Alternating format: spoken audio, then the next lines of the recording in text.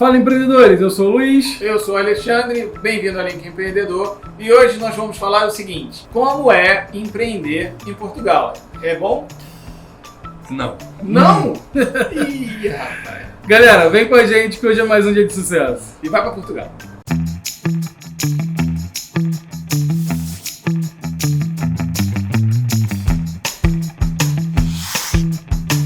Galera, hoje é o seguinte, nós trouxemos um amigo que ele fez um grande volume de pesquisas, como é abrir uma empresa e como é empreender em Portugal. Se tem alguém que estudou nos últimos tempos aí, viver ou não viver em Portugal, a gente dá pra dizer que é esse cara aqui hoje. E aí, nós começamos a fazer o seguinte, nós vamos fazer com ele mais uma entrevista, tirar aqui algumas coisinhas, né? A força, de como é ser empresário aqui e como é ser empresário lá. Isso aí. Entendeu? Porque empreender no Brasil não é nada fácil, a pessoa reclama muito como é. Lá é fácil? Não é nada fácil também. Assim, eu acho que como a maioria dos lugares não é fácil empreender, não é uma coisa fácil em lugar nenhum. Só para dar uma pincelada, até para depois vocês fazerem aí uma comparação, aqui no Brasil você tem, dentro do nível de pessoas que a gente está falando, né, que é mais ou menos dois tipos de empresa, né? Você tem um terceiro que é o lucro real, mas que pra gente aqui não interessa. É o Simples Nacional ou então a empresa limitada, né? A empresa que pode ser Eireli ou sociedade. A sociedade com duas pessoas e a Eireli uma pessoa só.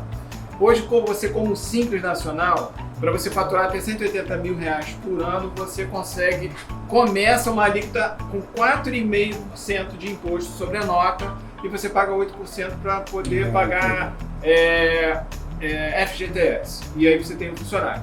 Se você tem uma empresa de lucro presumido, que algumas empresas são, você pode ter 11,33%, se for sociedade de profissionais, até 16%, mais o que você vai pagar de impostos. Isso é o que você gasta mais ou menos hoje para abrir uma empresa. E como dono da empresa, você tem a retirada de lucros. E quando você tem a retirada de lucros, na retirada de lucros você não paga o imposto novamente, porque você já pagou o imposto na nota. Ah, entendi. Entendeu? Portugal é completamente diferente, né? Porque só essa questão de retirar de lucro já é algo que não é normal lá. Sim. Como é que é? Não pode tirar lucro lá? Não. Poder pode. Poder pode. Como é que funciona em Portugal? Você também tem tem alguns tipos de empresa, mas os principais são dois. Empresa singular, que é de uma pessoa só, empresa coletiva, que é de duas pessoas. Na parte de Eireli e o outro. Na parte das taxas é basicamente a mesma coisa, ele só tem essas duas categorias por outros motivos. Enfim, lá quando você tem uma empresa, você abre essa empresa. Para abrir a empresa é relativamente simples. Não é burocrático. Não é burocrático. Então, eles têm dois modelos. Existe uma empresa na hora lá que você vai e abre a empresa em alguns minutos.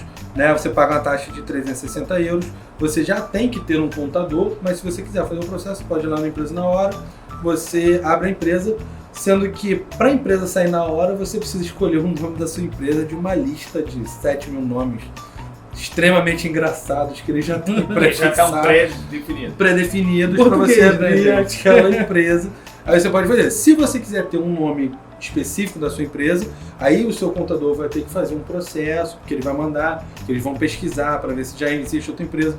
Acontece muito lá de nome parecido eles não quererem, não aceitarem, né? No caso, eu mandei 2 nomes da empresa quando eu fui abrir a minha empresa. Tentaram um, não deu. Tentaram outro, não deu. Perdi 15 dias só pesquisando o nome e acabei desistindo. A minha empresa ficou Rodrigo e Luciano Limitado. Então, porque era mais fácil. Porque era mais fácil. Eu falei, vamos botar o nome do sócio. Sendo estrangeiro ou sendo português, o processo é igual? O processo é igual.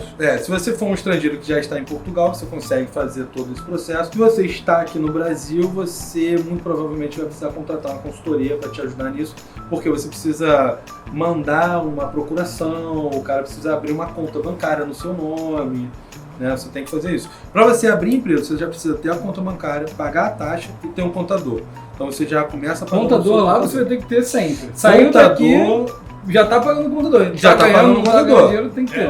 O contador primeiro. Aqui no Brasil, se por exemplo, você tem uma sociedade limitada, uma Eireli, né? Se você for lucro presumido, você quando faz o contrato social, você coloca lá, capital social. Eu posso dizer assim, o meu capital social é R$50 mil. Eu não preciso depositar R$50 mil no banco, ou nem preciso ter R$50 mil na minha conta, para eu poder ter isso no meu capital. Lá é assim também? Não. Lá em Portugal... Lá tem que ter... Tem que ter. Você declara o capital social, né? E você, depois que abre a empresa, você tem até 5 dias para depositar esse capital que você declarou ali. Aí você, ou seja, você abriu a empresa, já está com o documento tudo certinho. Você tem 5 dias para depositar. Esses 5 dias que você tem para ir no banco, abrir a conta da empresa e depositar o capital social que você especificou. O capital social aqui, caso você tenha, coloque, ele funciona como capital de giro. Lá funciona assim? Funciona assim. Você pode usar como capital de giro. É um mínimo de dinheiro que eles consideram assim mesmo, como um mínimo de dinheiro que você precisa ter para iniciar aquele seu negócio. Então, mas você não pode pegar esse dinheiro se, esse mês eu preciso de um salário maior e tal. Não, você não retirar de lucro. Não, você não pode. Esse dinheiro não pode ser mexido. Não pode ser mexido. Ele só pode ser mexido mediante notas e. Só pagamentos da empresa. Pagamentos da empresa. Você pode usar para algumas coisas do tipo. Eu tenho um carro, por exemplo, eu sou o gerente da minha empresa, o dono, né, teoricamente, e eu tenho meu carro particular. Eu posso andar com meu carro particular e dizer que eu estou andando com o carro para a empresa, para ir para a empresa, para voltar para a empresa e descontar quilometragens, né, valores de quilometragem do meu lucro, do dinheiro que a empresa seria tem. Meio que burlando ali, mas... É uma forma que a galera usa para tentar minimizar esse dinheiro que está depositado. E quando você abre a empresa, você já tem que se contratar. Você tem que estar no... Isso. Você abriu a empresa, você tem 5 dias, vai no banco, abre o banco, deposita o dinheiro e o seu contador já vai fazer o teu cadastro. Você obrigatoriamente, a empresa precisa ter um gerente, que é o equivalente ao nosso sócio administrador, né? E aí você, como gerente, você vai ter que pagar já de imediato a segurança social, que pode chegar aí a 33% do valor do salário que o gerente tiver. Então a gente está dizendo aqui que você abriu a empresa, você já tem 2 contas que você já vai estar pagando, depende de começar a faturar ou não. Contador, você já está gastando. Contador. E os impostos do seu contrato, né? Do seu cargo, isso aí. Então você já tem que ter o contador, vai variar aí entre 120 e 150 euros mais ou menos, e você vai estar pagando 33% do seu salário, mesmo que você não retire esse salário, você tem que ter o salário e já vai estar descontando a segurança social. Então, se você disser assim, o meu salário é 1.000 euros, significa que 330 euros, independente de você ter ganho ou não os 1.330, você já tem que recolher. A empresa tem que pagar. Já tem que recolher, isso aí. E assim, essa questão do contador, lá eles chamam de contabilista, é importantíssimo você ter um contabilista, porque Portugal trabalha muito assim, você atrasou a entrega de uma guia, você esqueceu de fazer um pagamento, você esqueceu de recolher um imposto, leva uma multa, que eles chamam de coima. Então, você não pode ter um contador que dê mole. Você tem que ter um contador que vai sempre cumprir os prazos, sempre vai ter tudo certinho. Então, você tem que contratar um contador. E se você não pagar a multa no tempo? Se você não pagar a multa no tempo, lá geralmente eles tratam essa questão das coimas uma coisa muito séria, né? Então, você atrasou a entrega de um documento. É uma coisa que tem a coima, eles vão te dar essa coima. Se você não pagar, eles vão te dar uma multa por não ter feito o pagamento. É a multa da multa. A multa da multa. E aí depois eles vão... Atrás dos seus bens. Atrás dos seus bens. Não é diretamente atrás dos seus bens. Primeiro, né, ele vai bloquear a sua conta da empresa, vai bloquear a conta da empresa e ver se tem o dinheiro lá. Não tem o dinheiro na conta da empresa, bloqueia a conta dos sócios. Vê se tem dinheiro na conta do sócio.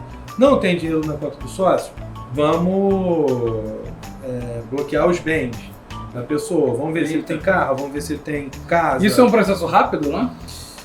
Olha, eu não tenho assim exemplos do tempo desses processos, mas eles correm atrás muito rápido. Eles têm uma facilidade, esse já é um modelo que eles praticam para tudo. Se você estiver devendo, você recebeu uma coima por não ter pago o bilhete do metrô. Se você for autuado, recebeu essa coima e não pagou, eles já entram com processo para poder receber. É real, né? Então, é real. Você, como sócio, tem que pagar 33%. Ok, isso, beleza. em cima do meu salário. Tá, né? aí você contrata contrata um gajo lá para trabalhar, viu? Tá até falando em português. Isso aí. Você contratou um gajo para trabalhar para você. Aí você fala pro gajo, olha, você vai ganhar 660 euros, que é o salário mínimo de Portugal. Isso. Quanto que você paga de imposto sobre os 660 euros? É você que paga ou ele que paga? Então, nesse caso do funcionário, eles chamam lá o funcionário dos quadros, né? Portugal não existe uma carteira de trabalho. Eles têm regras que seriam equivalentes ao nosso CLT. Quando você contrata esse profissional... A CLT aqui é bem... Não, seria o equivalente que eu digo, é a diferença, né? Lá eles não têm carteira de trabalho, tudo é baseado em contrato, independente se o cara vai ser funcionário dos quadros ou se ele vai ser um contratado de recibos verdes, que é equivalente ao nosso RPA, ou se ele vai ser um contratado de faturas, que vai ser equivalente ao nosso PJ, né? Então ele sempre tem contrato, mesmo ele sendo dos quadros. Porém, quando você tem um funcionário dos quadros, você tem que pagar imposto em cima desse funcionário, no valor de 34,75% de imposto. O funcionário paga alguma coisa? O funcionário desconta 11% dele e desconta 23,75% do empregador. Entendi. Existem algumas situações, né, que você consegue ser isento desse valor. São situações do tipo, eu não sei exatamente, mas são situações do tipo assim, se você contratar uma pessoa que já está há mais de um ano desempregado e for fazer um contrato de trabalho de 5 anos ininterruptos, você é isento durante 3 anos de pagamento desses 23%. São descontos 11% do funcionário. É uma espécie de incentivo que o governo dá. Um incentivo que o governo dá para desempregado. Isso, só que por outro lado você é obrigado a ficar para o funcionário 5 anos. Não é muito... dele. Porque o que acontece em Portugal? Em Portugal, como eu falei, você tem que fazer o contrato de trabalho. Esse contrato de trabalho vai estar especificado lá, porque o profissional, você tem que contratar o cara já com prazo para demiti-lo. Você não pode deixar um contrato em aberto. Tem que ter, meu contrato é de 12 meses ou é de 24 meses, tem que ter. Mas não é normal contratos muito longos. Não é normal. São contratos curtos. Geralmente o contrato é mais curto. Por quê? Se for um contrato muito longo, dá uma desconfiança do profissional quando ele vai pegar, o cara que tem um contrato de 5 anos, é esquisito. Por quê? No contrato, se o funcionário pedir demissão, ele paga multa. Você coloca lá, meu contrato é de 24 meses. Se você sair antes desses 24 meses, você tem que me pagar uma multa de 5 mil euros, 7 mil euros, né? Inclusive, se eu te demitir antes, eu tenho que te pagar a multa também. 5 mil euros, 7 mil euros, você especifica lá e funciona. Funciona. Eu acho que esse é o motivo que a gente vê tão poucos funcionários assim, em Portugal, né? Eu estive em Portugal agora, deve ter, 2 meses, ficava assustado, porque eu entrava nos lugares, o cara que no restaurante, o cara que atendia na porta era o garçom que pegava o nosso pedido, era o garçom se transformava em cozinheiro, era o cara que fazia comida, que pegava o refrigerante, era o cara que tirava a mesa, pegava a conta. Então, lá... No final ainda ajudava a manobrar o carro, assim. O cara faz tudo. Lá é contrato de trabalho, igual eu te falei. É isso que gera, às vezes, a desconfiança do profissional. Porque se o cara pega, tem um contrato para ser garçom, aí o cara vai te explicar, não, você vai trabalhar isso aqui, carga horária e tal. Carga horária eles seguem à risca, né? Mas você pode chegar e ter um emprego desse. E ser obrigado a ficar 2 anos no emprego desse, por mais que o salário seja bom, você pode ser obrigado a ficar no emprego desse porque você não tem dinheiro para pagar multa para sair, para pedir demissão do seu próprio trabalho, entendeu? Galera, a gente está aqui terminando esse vídeo de hoje, tá? Daqui a pouco a gente vai gravar o vídeo da semana que vem com a mesma roupa, porque o vídeo vai ser gravado hoje, tá? Mas só vai dividir. Agora a gente vai fazer o seguinte, a gente vai para uma outra parte e aí vocês vão entender melhor, mas fiquem com a gente, se inscrevam no canal, curte e compartilhe. Isso aí. Hoje a ideia é mostrar para vocês que Portugal não é essa maravilha toda que as pessoas estavam falando. Isso. A gente tem um exemplo de um cara que abriu uma empresa lá, que literalmente passou por todos esses processos. Sim. Eu fui há pouco tempo atrás de estudar um pouco, né, como é que seria a vida lá.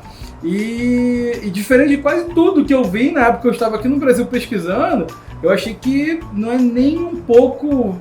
Aliás, só em casos muito específicos é legal o brasileiro ir para lá empreender. Porque, de modo geral, o cara tá mais bem assistido aqui no Brasil mesmo. Mas fica aí, ativa o sininho lá para chegar no próximo vídeo para você. E vamos com a gente que hoje é mais um vídeo de sucesso.